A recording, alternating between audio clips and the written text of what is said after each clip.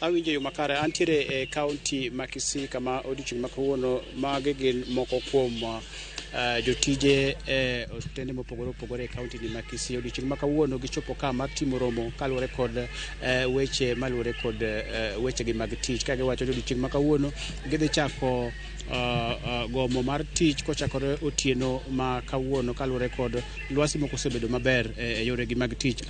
Magi gin moko kuom jotije mag kata umwe kaka health department giwacho ni eti gisebedo gi ng'ur, kata kamano sirikal pok obedo kod thuolo mar timo gigo ma gisebedo ka gidwaro. Omiyo odiochieng' ma kawuono gotieno ang' ne gichak maandamano. Ada wuoyo kod jatelo kata jakom ma ochung' ne MPDU Nyanza olerwa ni eti chal mar Kisii en nang'. Erokamano. Adwa wacho ni en wach malit ahinya sama wachime go ombulu ni wan gi sirikende ma particularly sirikal mar Kisii ma pok ochulo jotich kuom dweche 3.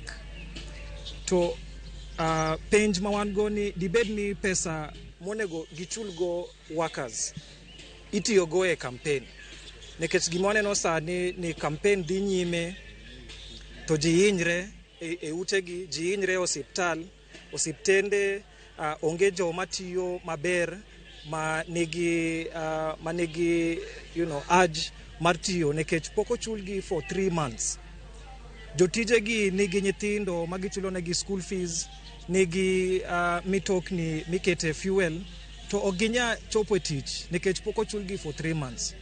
To kawamede nitie gik moko kaka statutory deductions ma county pok ochulo. Koro yudo ni bank go ni simu ni pok ichulo loan. Kasto nitie gik moko be kaka health insurance. Ka ng'ato obedo matuo to okonya yudo kony e the very same hospital motiye. Ma kawuono wacho ni from midnight onge jatich mora mora matiye osiptende ma Kisii County madhi nyono e osiptende go kapok ochulgi.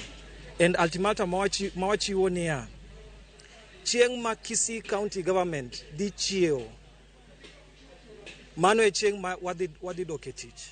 To kapok ochulwa salaries for 3 months, onge ng'ama dhi donjo e osiptende go mondo tine sirikal manindo. Erokamano. Bisetimo wuoyo gi jotelo kaka jotelo mag riwruok mar jotije mag mantiere piny wacho kata ma Kisii County. Usetemo loso gi sirikal mar county to giwacho ni gimomiyo wacho ni en wach malit ahinya en ni waneno ka politicians kata jotende mag Kisii County ni e TV ka gichiwo new promises mondo gibed new MPs, new governors, new senators.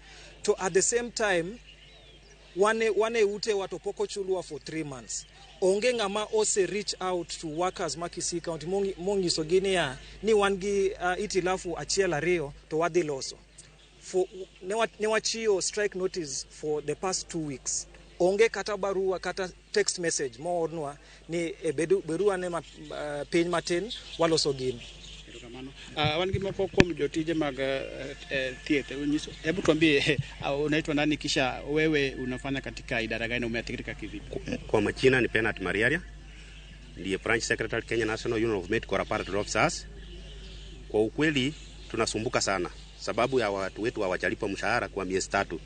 Na venye hatujalipwa mshahara kwa miezi 3 inakuwa ngumu kuingia kazi. Na pesa zetu za NHIF asipewe anui kwa account, hata loan tunashindwa kulipa mpaka tunaanza kupata messages. Simetufanya sasa hata kufanya kazi tunaona mpaka tumesema punda amechoka. Sababu kukuja kwa kazi imekuwa kazi ngumu. Hatuna pesa ya kufanya kutuleta kwa kazi. Mwisho. Hebu tuambie wewe unawasilisha idara gani? Mimi nawasilisha idara ya KMPDU. Kwa majina ni Agri Urenyo, branch secretary KMPDU Nyanza branch. Vile wenzangu wamesema kuanzia leo usiku wa manane tunaweka vyombo vyetu vya kazi chini, kwa sababu kwa kweli watu wameteseka. Hakuna hata ile uwezo wa kufanya vitu kwa familia kama kununua chakula, kwenda kazi hakuna nauri. So kwa hivyo tuta strike kuanzia leo midnight. Asante sana. Manaka kiminjo no Cleophas mane chal mar thieth county ni ma Kisii kendo bang' kanjang no tudre kod jotelo ma county ni wawinjore ni kaluwore kod wach mar ng'anyo madhi chakore otieno gi wacha ngo ewi wachno bang'e kanyo omiyo mane kaka chal aduoko kendo kuom studio mondo wadhi nyime gi weche moko matimore kuonde mopogore opogore. Erokamano ahinya Crispin Otieno, kendo ka weche mamoko donja wayuda thuolo mara